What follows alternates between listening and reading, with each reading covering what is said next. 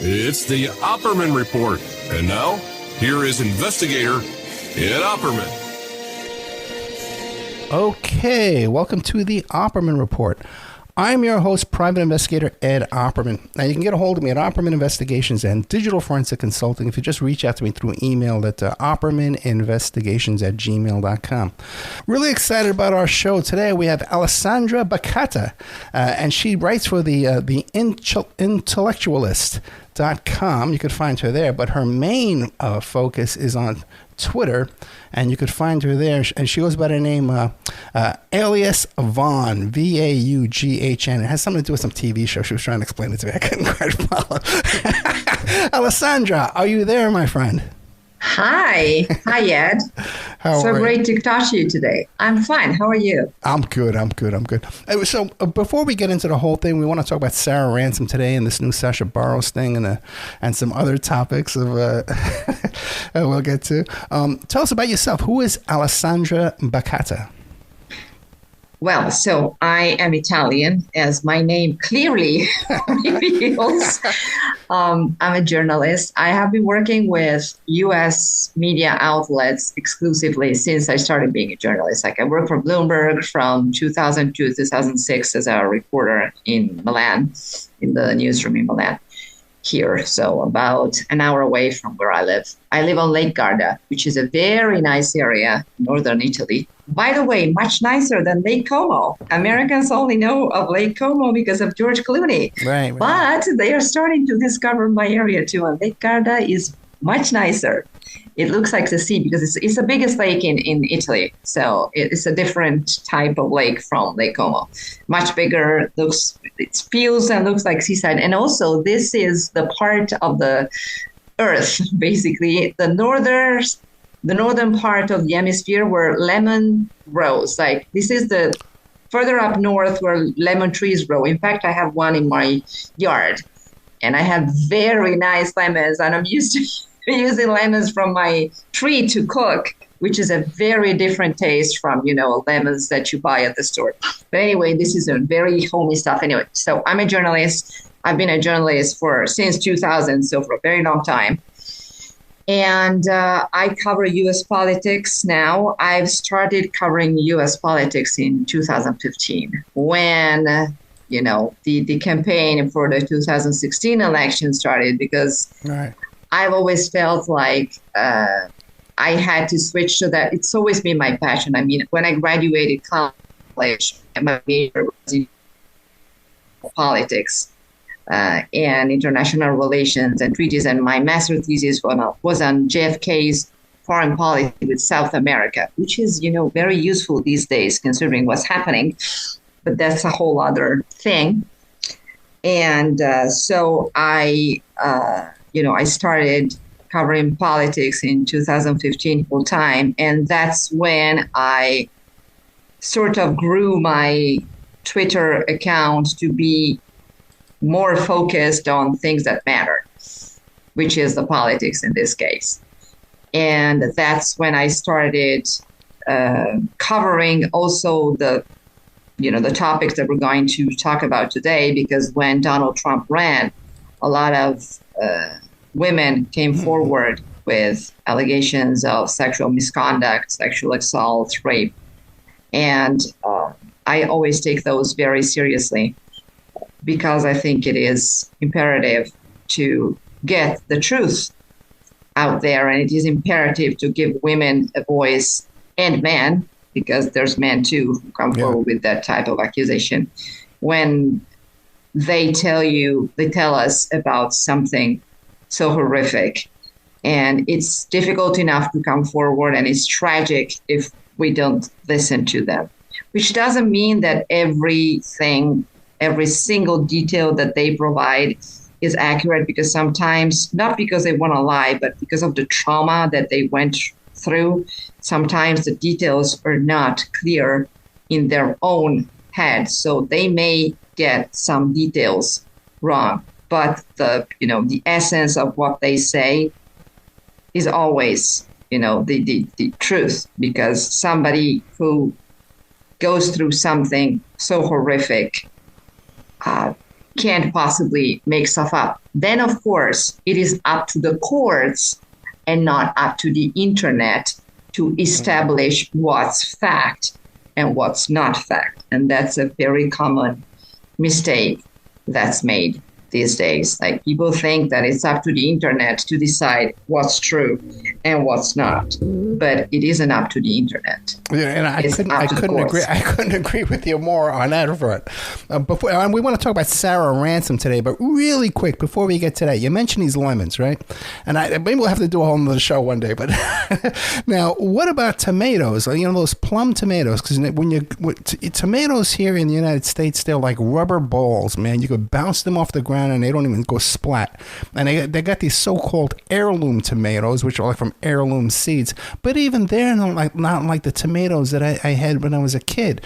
What are the tomatoes like over there? Have you tasted the tomatoes here in the States and compared to the tomatoes in Italy that you can grow in your backyard? I have. And your fruit and vegetables from the store taste like plastic. Right. Ugh. They have no taste. It's not the same thing over here. And that's because, that's another very long topic, but that is because we have extremely tight regulation for agriculture and for food products. Like, the EU has a completely different set of rules from the US in that sense. And actually, I know quite a few things about that because I tutored somebody who was graduating high school, and they were going to a type of high school here that prepares you to like work in hotels or work in restaurants, etc.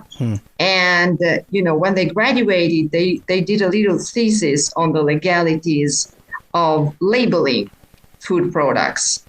And so we went through the differences between the EU regulations and the US regulation, and it's insane.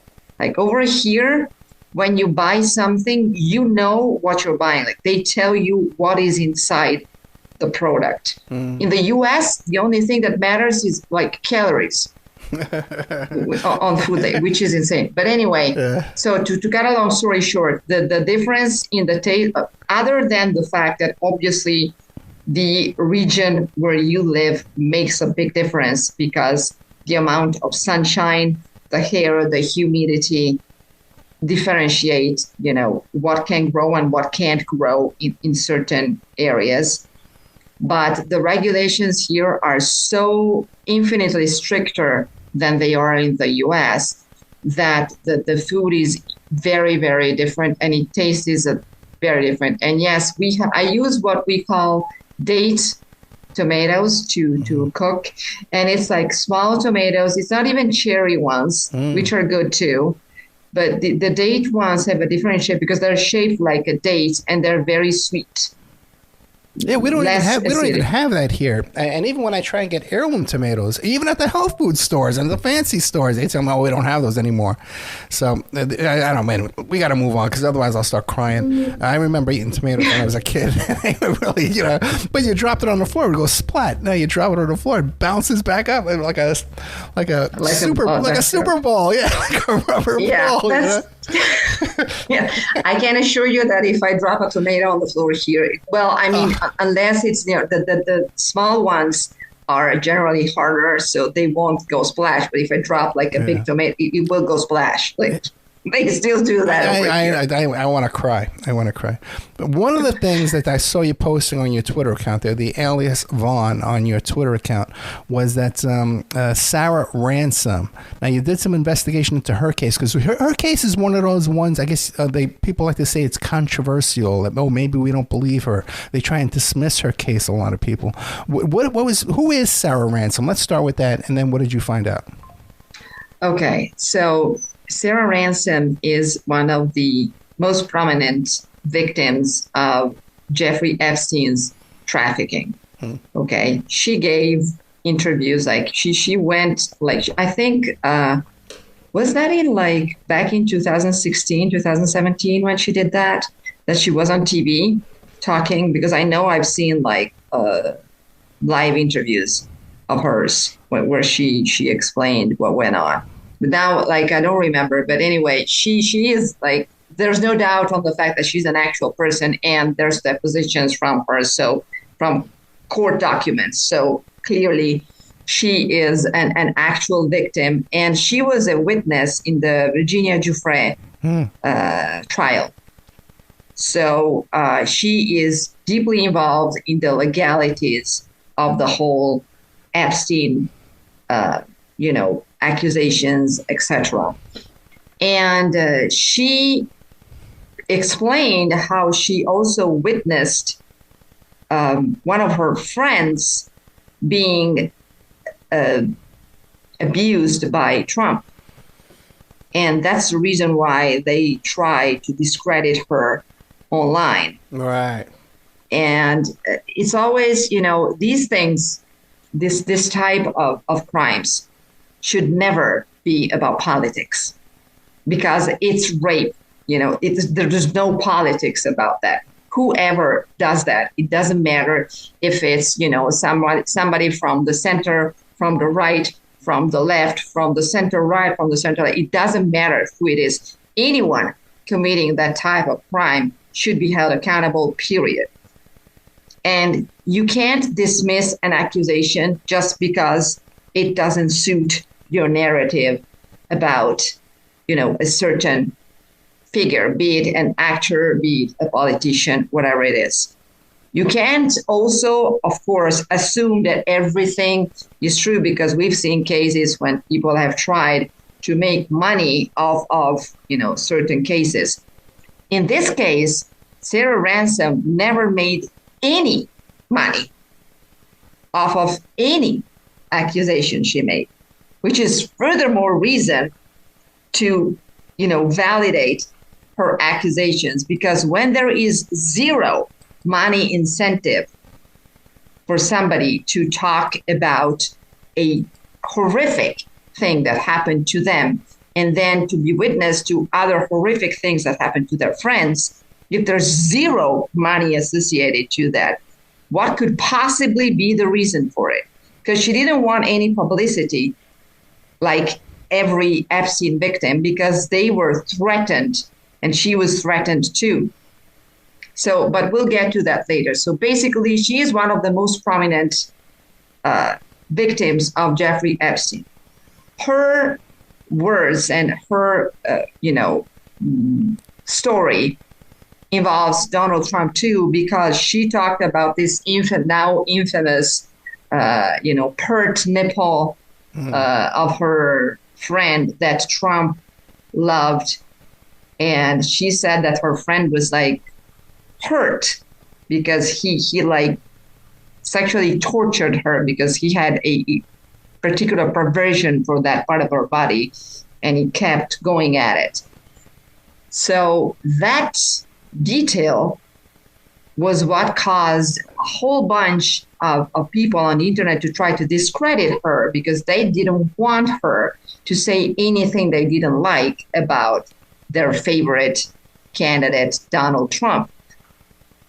The point is that a lot of people do not read the actual facts and the evidence.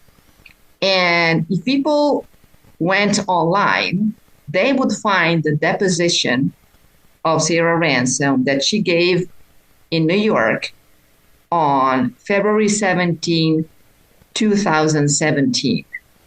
And if you read that, you will understand how deep and how disgusting the whole affair is, and how she is clearly telling the truth, and how the truth has been distorted to fit a certain narrative.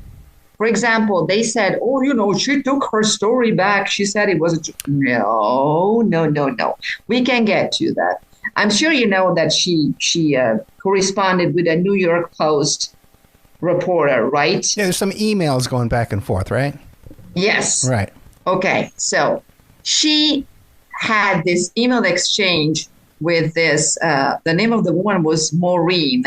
I do remember that her name was Maureen. Now I don't remember what her last name was, but it was, I remember clearly that her name was The name of the New York Post reporter was Maureen. But anyway, so she corresponded with this woman because she saw an article. She explains, this is what she explains in her deposition that can be found online because it was like declassified and it was published. I will post this to my Twitter to make sure that everybody can have access. But anyway, so when she corresponded with the reporter, at a point, after she spoke with the reporter and she told her her story, which happened over the phone, okay, she saw that two people were following her. I mean, at that point, she was living in Barcelona, by the way, which she also says in the deposition. And so she spoke to Maureen, and then two people were following her right after she spoke with this woman. And so she realized that this woman had spoken with somebody about what she said. Right. And at that point, she was like, you know what? Like, if you're not just going to print what I say and you're going around and telling people about what I said and clearly telling people who are not on my side about what I said, then I don't want to talk to you anymore. And that is what the retraction was. That is what caused her retraction. And of course, she wrote in the email, oh, I take back whatever I said, and I don't want to talk to you anymore. And the trolls go around with this and go like, oh, she retracted all of her accusations. No. She confirmed her story in her deposition.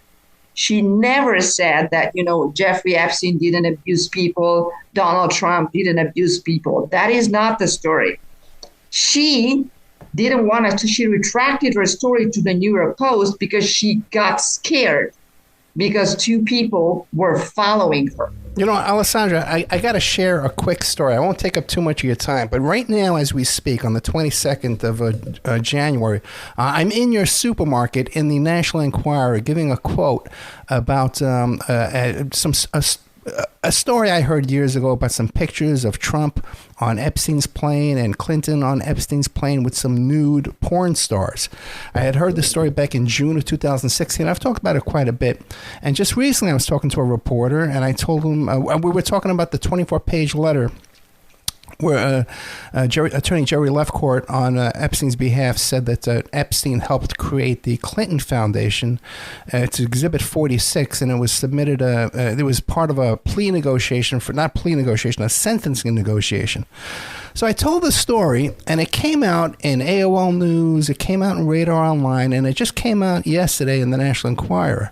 The Post told the very same story, but totally left me out. Okay. Right. Everyone, by the way, every publication left out Trump. They only put in the part about Clinton being on the plane. They left out the Trump part, but the New York Post actually left out everything about me. There is no Ed Offerman in this story. Okay. Well, that's great. Isn't that great journalistic practice? People have to understand how this works with these especially something like the New York Post. It was a Murdoch publication. Murdoch and his wife, what's her name? Ivanka Trump was the beneficiary of their child's estate. It's a very incestuous relationship with this whole bunch. Oh, by the way, the name of the journalist was Maureen Callahan. Okay, I think I've heard of her. Yeah. Okay. So, and the reason why, because people may wonder, why would a victim reach out to the Post? And she explains in her deposition that she saw a story in the Post that ended with, guess we'll never know how many victims there are that Jeffrey Epstein sexually abused and sexually trafficked. And so after reading that story, she felt like she had to come forward. So she contacted Maureen Callahan. Okay. And she spoke with her, and it was October 2016 when she spoke when Sarah Ransome spoke with Maureen. And so it was right in the dead heat of the election. So this would have been a big October surprise story, right? So she wanted to come forward, and she did talk to this woman, and she told her story about how, Epstein abused her. She says in her deposition that she spoke to her for about like 30 minutes on the phone, and then they exchanged. And she said, I told her what Jeffrey Epstein and Ghislaine Maxwell did to me and the other girls.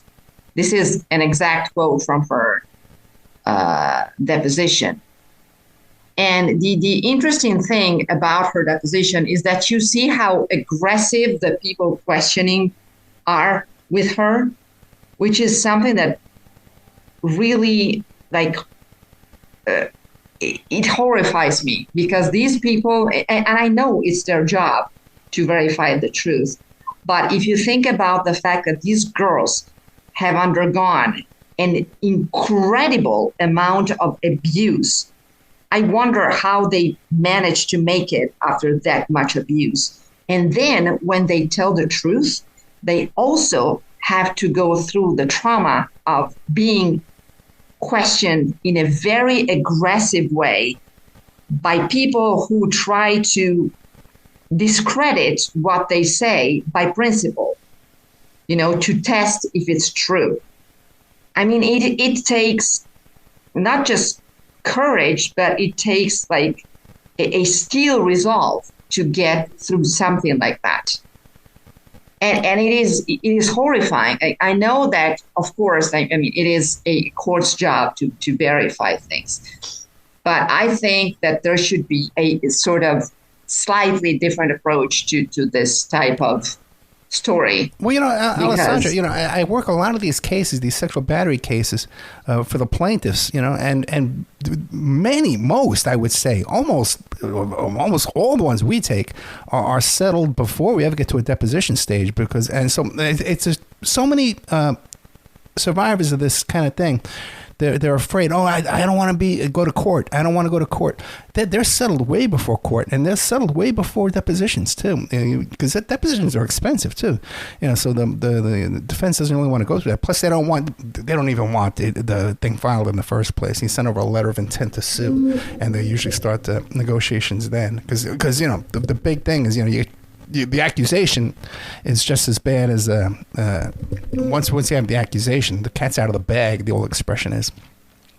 Yeah, exactly. Oh, but one more thing too I want to point out is because Sarah Ransome, she mentioned Richard Branson, and now we just see his picture all over the place, and he's the estate releasing these pictures. Yes. Yeah. Yes. And the documents that were released by the current DOJ, so that meager 1% that they released, contained exact confirmation of what Sarah Ransome said, because it did contain the whole story about the girl that Trump. I mean, now to be clear, I do not know what age that girl was when Trump, was having sex with her. So I don't know if she was a minor or not when everything happened. I mean, considering what age Sarah Ransome was, and she was, and what the other victims are, it's more likely than not that this girl was a minor. But again, I haven't read anywhere. Correct me if I'm wrong. Have you seen confirmation of the age of this girl, of the infamous Perch nipple comment was? I've never seen what age she was. No, I have not. And I'll be honest with you, I'm not an expert on the Sarah Ransome situation. We're speaking today with Alessandra Bacchetta. You can find her on Twitter at alias Vaughn, VAUGHN, and she does some contributions to the intellectualist.com. But let me ask you this, because I know that Sarah Ransome was a co-claimant in a claim against the FBI with Maria Farmer. I guess it's about 3 years ago, maybe 2 years ago, 3 years ago. Because back in those days, I was in touch with Maria all the time.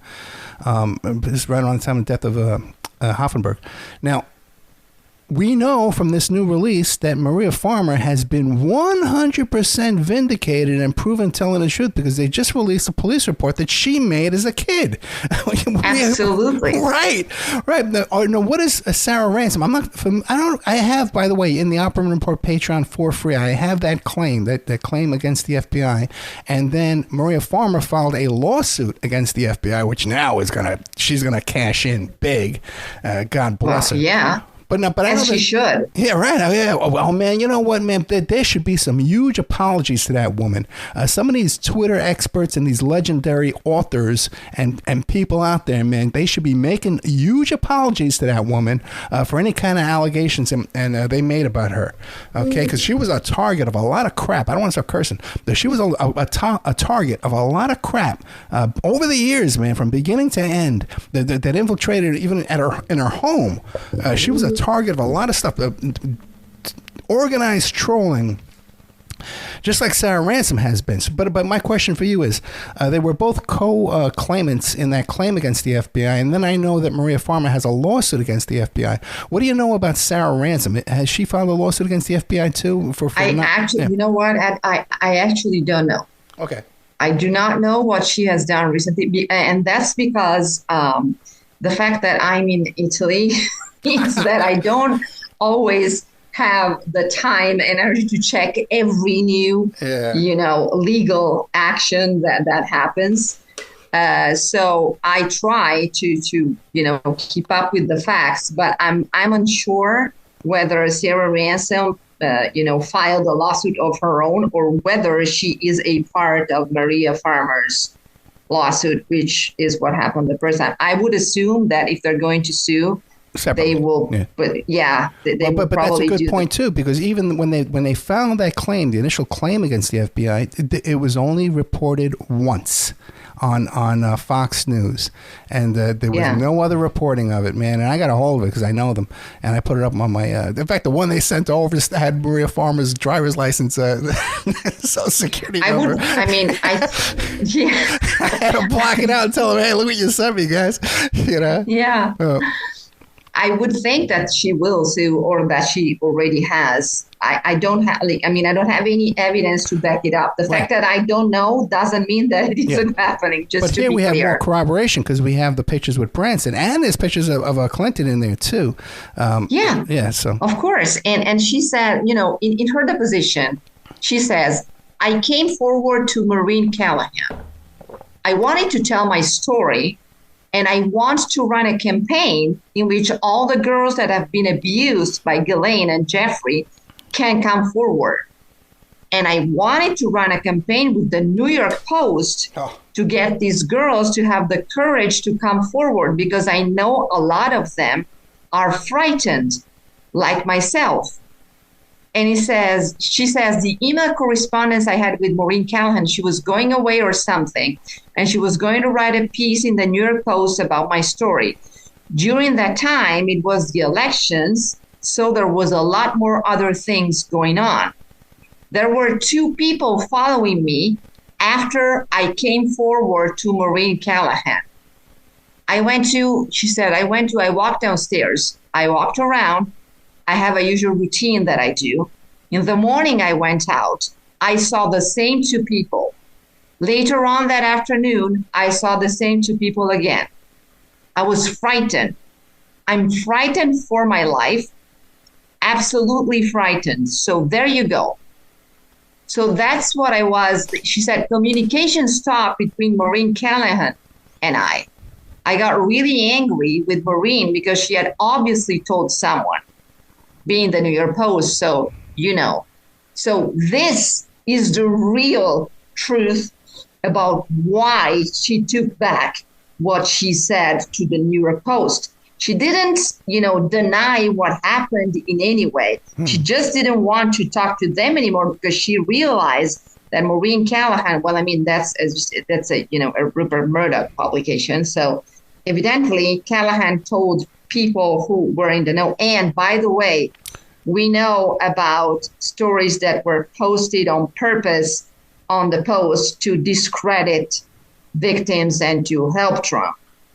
I also know that Trump's close relationship with David Pecker and AMI, and I know that there's overlap between the Post and the AMI, because I'll tell a story to someone at AMI and it comes out in the Post and vice versa. So I know there's some kind of connection going on there. And we've had a private investigator, Dan O'Hanks, on this show, and he's done a lot of work for the tabloids over the years. And one of the things his specialty was killing stories about Trump. So it gets reported to the press, and then it gets silenced behind the scenes. Yeah, exactly. And that's what happened here. You were saying to me off the air that there's a connection to the Katie Johnson case with the Sarah Ransome, that there's similarities. Yes. Unfortunately, that's another case that people get, so to speak, confused about because the online disinformation about Katie Johnson and about her case is like through the roof. It's crazy. And the truth about that, and I mean by the truth, I mean the simple facts, because the facts are truth. It's not debatable. The truth about that is that she's obviously an actual person. She obviously actually reported everything that happened. And when it was time to, actually be live on television, she got death threats, just like the vast majority of these people. And now we know that she told the truth about that, because in the Trump DOJ release of files, there's emails between Epstein and other people in which they confirm that there were death threats to victims and blackmail to keep them silent. So, all the trolls do is, they latch on to that same type of culture, and they say, she took it back, so it's not true. No, they actually say that the case was thrown out, is what they love to say. Those cases were thrown out. It's false. As you know, that is completely false. The case was never thrown out. She didn't go through with it because she got scared, just like Sarah Ransome. They were intimidated into silence. And, I know that Lisa Bloom was the lawyer for some of the victims. She said, she went live on CNN and she said they received death threats to them and their family. In fact, if you read the Sarah Ransome deposition, she is not comfortable giving out her family address or phone number because she's afraid for her family, for their well-being, because they're being threatened too. So people need to understand. And I mean, at this point, there's a much better understanding of that because we have seen just 1%, but just by that 1%, you see how crazy big the ring was and how crazy powerful the people involved in it were. So people have a better understanding of the fact that obviously these people acted through coercion, blackmail, and life threats to the victims in order to keep them quiet. And also they paid substantial amounts of money to some victims to keep them quiet, which is another thing that has, come back into the spotlight. Just yesterday on Twitter, I was reading about Ghislaine Maxwell's, when the filing that she submitted in December because in her opinion, she needs to go to a better prison or, better yet, be freed, which is insane to me. But anyway, she claims that she has been, so to speak, targeted by the DOJ because another 4 co-conspirators and 25 men who settled with victims have not been indicted, which is insane. So this means that Bondi and Patel have not pursued any investigation into 4 co-conspirators and 25 other men. Just, and we don't know why. Well, it goes back to Barr and Berman, too. They didn't either, Exactly. Yeah, exactly. So this is also, that's how deep the cover-up is, because let's be clear. This is a cover-up. If you don't, prosecute people, and you have Ghislaine Maxwell herself talking about this in her, in her recent legal filing in December, so we're talking about less than a month ago. Yeah, I think she has what are we even talking about? A video hearing the next couple of days. I think it's coming out. Yeah. And it's like, and now she says, "Oh, I'm ready to testify." Oh, yeah. Like, and the problem with Ghislaine, this is something that was filed as an appeal of her lawyers to, get her off the hook, so to speak. So clearly what she says in an appeal like that regarding other people has to be true, or it will be verified and it will be proven false. You know what I mean? So, but we know that there are other co-conspirators. We just don't know what their names are. And that's why the files need to be released, because there's these 4 names and these other 25 men. Why do we know nothing about that? And I know that once you have a settlement, the settlement is private and it's made to not have names. But that's exactly why they want the whole files, bundle to be released, because we need to know what the names are and what happened. So these names have to be in there too. And what are they doing? Why weren't these people prosecuted? Why weren't they even investigated? Because if they weren't indicted, they weren't even properly investigated. I could tell you about, because in full disclosure, because the audience already knows, I'm not sure if you know or not, but I was the private investigator in that Katie Johnson case. Yeah. You knew that, right? Yes, I know. Okay. Of course. Okay, good. So in full disclosure on that, the first, she did file a lawsuit in California. It was a pro se lawsuit, a do-it-yourself lawsuit, and that was thrown out. Then later on, when they set up another, Tom Mayer, who hired me, he filed another suit in New York, and he brought in Cheney Mason and another attorney in New Jersey. I always forget his name, but who was a specialist in sexual battery cases. He was an expert in that field. And then later on, Lisa Bloom came in. I forget what I was going to say. You were talking about Katie Johnson and the fact that you were an investigator on her case. Right. I know that part. Yeah, but I forgot why. So I suppose you wanted to get to the point where she is an actual.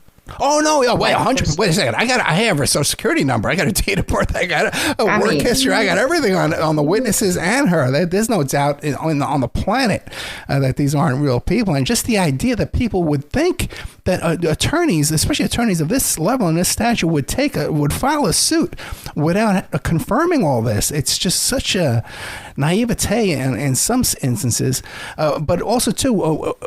Online trolls that take on the side of, usually for Trump, that go after Sarah Ransome and went after this Katie Johnson case. It's systemic and it's organized, and they went after Maria Farmer too, another one that made allegations. Yes. Yeah. And it's organized, as you said, it's systemic and organized. People need to realize, and this is not me saying it, this was published like a couple of months ago, less than a couple of months ago. 75% of MAGA accounts on Twitter are fake. They are troll accounts, meaning that, just to explain to people, troll farms were prosecuted, by the way, by Mueller when he did the investigation, and people went to jail and are in jail because of this, because of interference and because of this information to interfere in the election. So just to be clear, troll farms are places, so to speak, where there is somebody that manages, 10, 20, 30, 40 accounts. And then there's somebody that manages another 40, and then another somebody that manages another 40. And they all push out the same talking points and the same disinformation. And you can really recognize them if you pay attention, because they all say the same things. A real person doesn't repeat the same exact talking points. A real person has their own arguments. A real person talks in a very different way. So, but anyway, 75% of these MAGA accounts on Twitter are fake. They are trolls. They come from these places where there are organized campaigns. And by the way, these places are mainly controlled by Putin, the Russians. Yes. Okay. Real quick, because I did some work on this. Okay. Oh, what do you call it? The Wagner Group. That guy who tried to do the coup against Putin. Oh my God. Yes. He owned before he had a plane crash. Unfortunately, the Internet Research Group. Okay. And he was very active in running that thing. And in the Steele dossier, it talks about how this Internet Research Group and these Russians, like you said, the ones that were indicted, a bunch of them were from Staten Island, New York, where I grew up. That's why I really looked into them. That they had a way to redirect porn traffic to shut down websites, DDoS attacks on websites and stuff like that, which is what happened to Lisa Bloom on the day of that Katie Johnson press conference. But when I looked into that group that you mentioned, that Mueller indicted, the Russians on Staten Island who had all those porn sites. Alessandra, these are not just average little normal porn sites. The porn sites that they were running from Russia were extreme. Rape.com, rape.ru, rape, serial killer type stuff. Okay, stuff I can't even talk about because I know people will look for it. But it was extreme, brutal porn. Those guys that were indicted by Mueller for helping Trump. Yeah, I mean, I think it is. I think that the problem with this type of crime is also that the normal person can't wrap their head around how horrific and how repugnant the stuff that these people promote and do and exploit is. When I listen to the latest is Sascha Riley, right? The latest accusations come from him. When I listened to his tape, I had to stop multiple times just through the first one because I could not take that amount of violence and abuse in just one sitting. And these people lived it. I can't, as a human being, I can't wrap my head around it. I'm like, how? How do people do something so horrific? And then I think about the fact that I have friends who are FBI.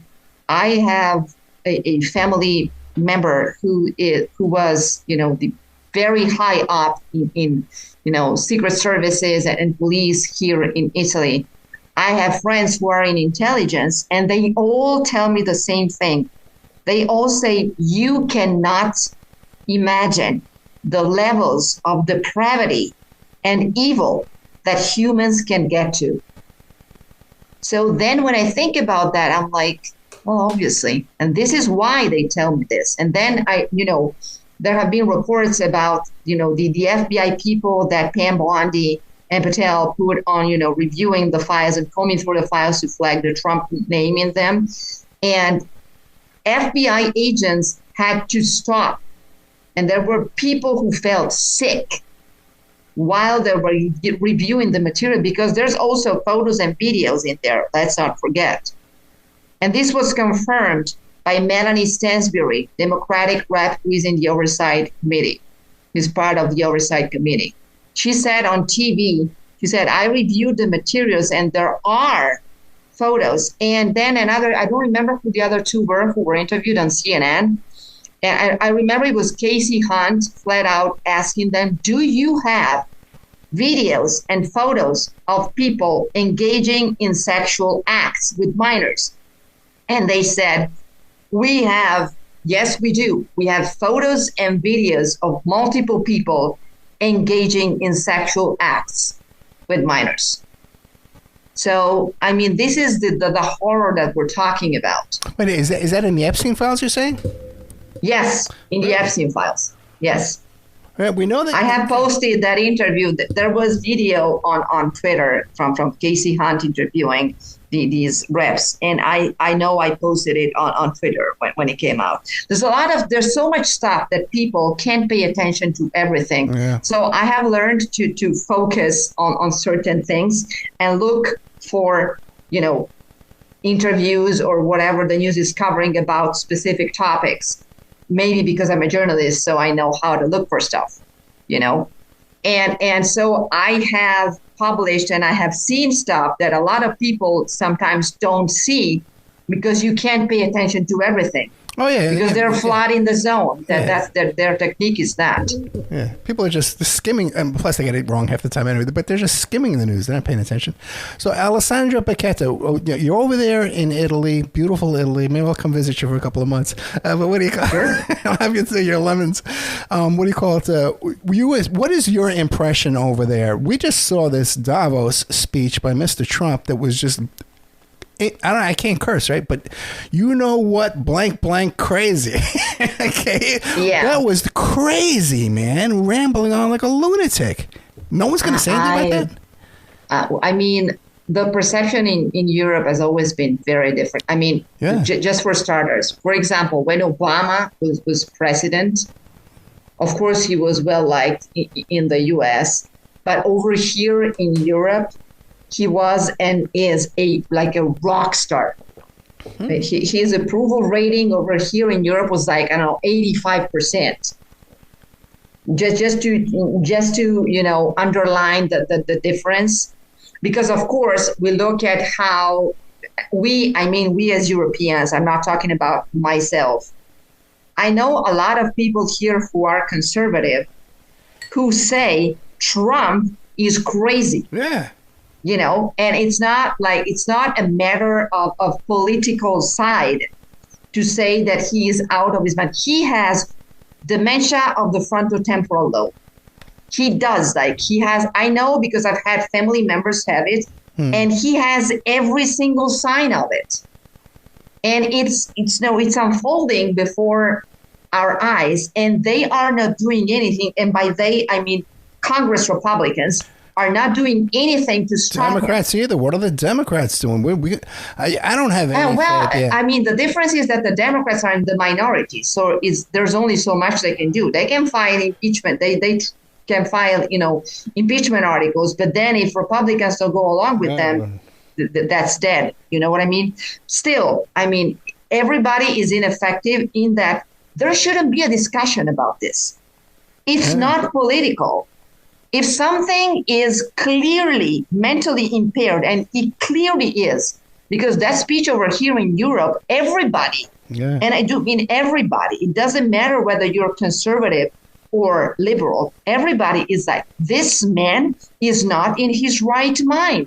Well, even because he isn't. As a baseline, just to be talking about, we want not Denmark, we want Greenland. We want to take this country. We have all these weapons. We have the best weapons, and we could take it if we want. What kind of talk is that? You can't. That's Hitler talk. That's Hitler talk. That's Hitler talk. I know. It's insane. It's utterly and completely insane. And thank God Europe stood up to him. And by the way, we sent him home packing. And he's going around claiming, I got the best deal on Greenland. No, you didn't get any deal at all. Things stayed the way they were, which means that U.S. can, they can have all the military bases they want because that's how it's always been. Yeah. They can use the dome protection. That's always been the case. It's not new. And he's selling it as if he got a deal because people told him, you go backpacking. And you know what? As somebody very clever was underlining online, we don't need to go to war to defeat him. We just need to dump the U.S. bonds that we have acquired. Because there's $35 trillion in bonds that are owned by us in Europe. So it's like we dump those, and then how do you think you're going to pay your military for the action that you say you want to do? Just explain. It's like it's crazy. But anyway, it is crazy. So, Alessandra Bacchetta, let me ask you this question: over there in Europe, what was I going to ask you? About the perception you were saying that we have of him, which is, again, left and right, people say this man is not mentally stable, period. He's nuts. That's what everyone says. There can be a minority. I remember now. Do you, this is horrible. I'm getting dementia myself. We're talking about Trump. I'm worse than him. But what about do you think he's going to peacefully leave office? Because I predicted back in 2020, I says, no, he's going to have some kind of, and the military turned him down. It was pretty obvious. And I says he's going to have a Bundy Ranch type standoff with those kind of, and who did it? Who tried to pull off? The Oath Keepers and Proud Boys. But what do you, now he has this DHS army of ICE with the 4 times the budget just increased in January. What do you think over there in Europe? Is he going to leave office peacefully, or is he going to just clamp down and stay forever? I personally think he is going to leave because they're going to remove him. You think so? Or he's going to kick it, just to be, because the type of dementia he has is very aggressive. If you look at videos in the past month, he has deteriorated very significantly. Oh, no. If you look back to 2016, the debates, he was a bright guy back in those days, man. It's nothing compared to that. He was able to debate. All those guys take on the whole Republican Party and dominate. But now he's lost a step for sure. He was already showing, this type of illness, if it's early onset, like in his case, it starts with a different type of, outlook, and it can take a long time to set in. But now he has so I think that he always had mental problems because stuff he said even back in 2016 sometimes was like, what? And people dismissed it and, he's just flamboyant. It's just the way he talks. No, It's not. He doesn't talk like a normal person. Like there's something off in his psychology. But, psychological problems and illnesses are two different things. Like this is like dementia of the frontotemporal lobe is not just a psychological problem. That is a real physical issue. Like your brain shrinks, sort of. Your frontal lobes shrink. So, and he is incapable of doing certain things and of controlling his impulses and his emotions. Yeah. And so, he flips off the worker at the Ford factory, for example, which is unthinkable.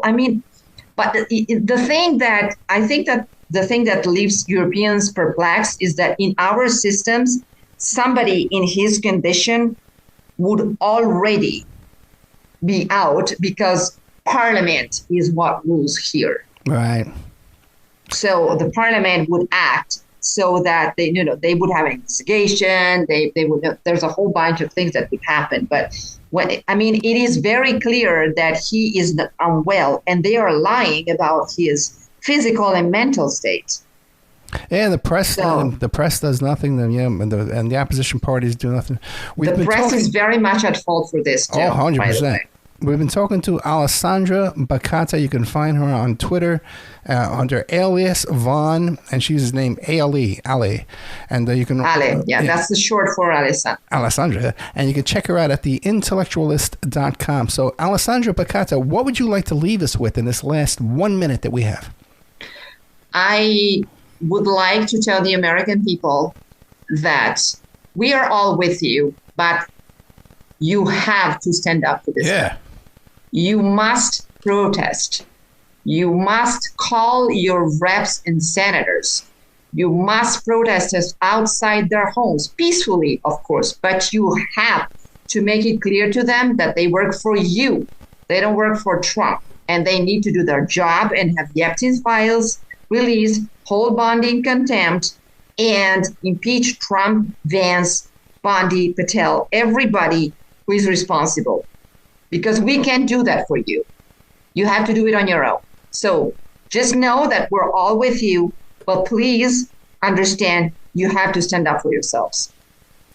And like you said, peacefully, and we should take an example from these ICE agents and be every bit as peaceful as they've been. No better, no worse. Okay, Alessandra Bacchetta, thank you so much. I really enjoyed this, and I check out your stuff on Twitter constantly all the time. You can find her on Twitter at alias ALIAS, like alias, and then Vaughn VAUGN. Alias Vaughn, yes. Yeah, and there you go. The intellectualist.com. I just can't pronounce it, but it's a great website there too to check out information. Thank you so much, Alexandra. Thank you, Ed. Good night.